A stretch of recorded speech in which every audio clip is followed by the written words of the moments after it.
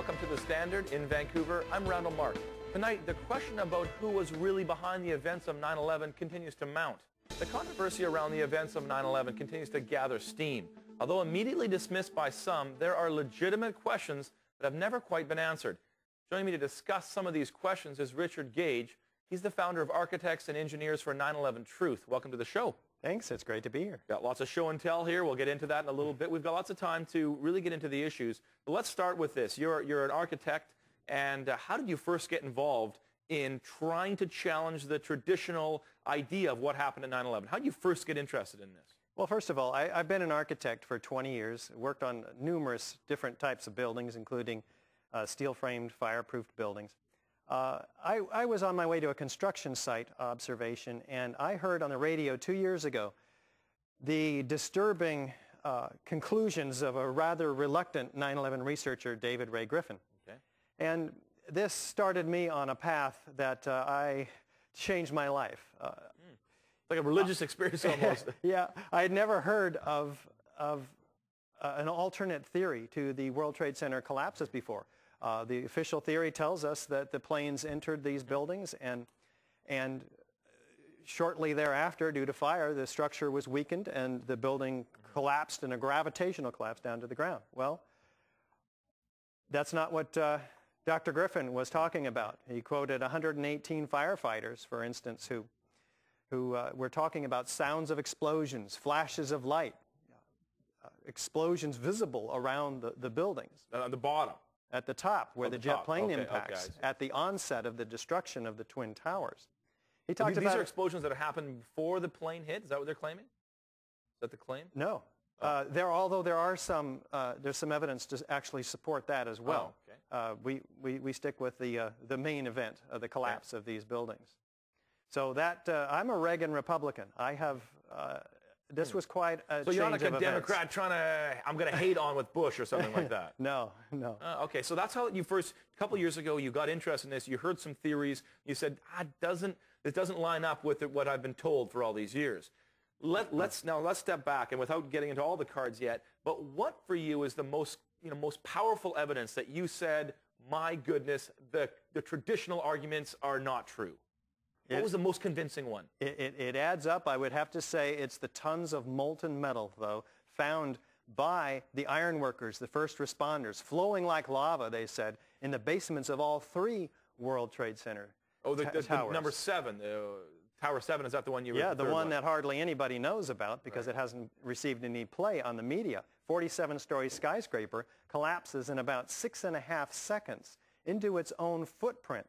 And we're told it wasn't hit by a plane. Correct. But they say it was hit by these massive pieces of debris, tons of metal that hit the sides of them. That weakened the structure. Yeah, it did. There's pictures that seem to show that. Indeed. NIST, well, no, actually there's not. There's the facade is clouded with smoke on the south side where we're told all this damage was. Nevertheless, NIST, the National Institute of Standards and Technology, they suggest that this damage was not a consequent factor in the collapse. They call this collapse due to normal office fires in their December 18th update.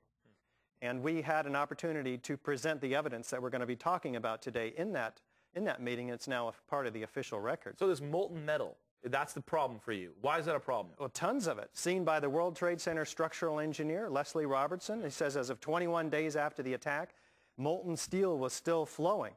Astani, another structural engineer who had unfettered access to the ground zero, suggests that he saw melting of girders. In fact, he took photos of these, and we have them in our website, ae911truth.org. And why is that a problem? Why is the melting of the girders problematic for you?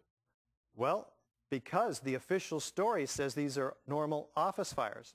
Normal office fires only get to be about 900, 1,200 degrees. Right. Maybe 1,400 degrees under very, very ideal fuel-air mixture ratios.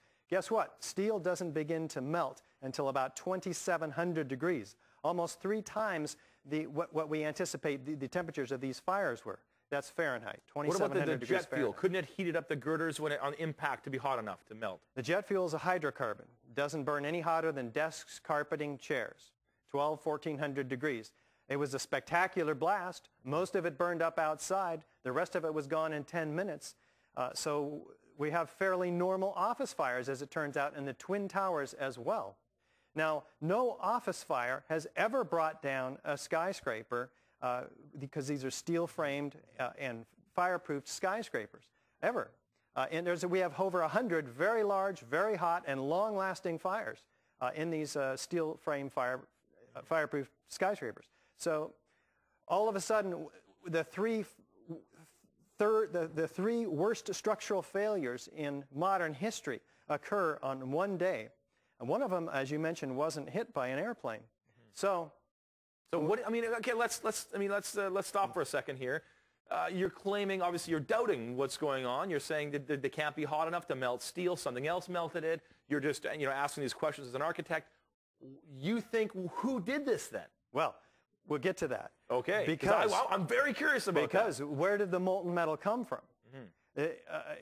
Dr. Stephen Jones, a physicist formerly from Brigham Young University, analyzes the molten metal, a 40-pound chunk sent to him. He finds that it has aluminum, iron. It's not steel because it has very little chromium. So we're not talking about melted structural steel. We're talking about molten iron, which is the byproduct of thermate.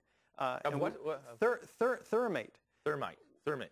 There's thermite and there's thermate. Thermate is with added sulfur, lowers the melting temperature of steel. Sorry. It's okay.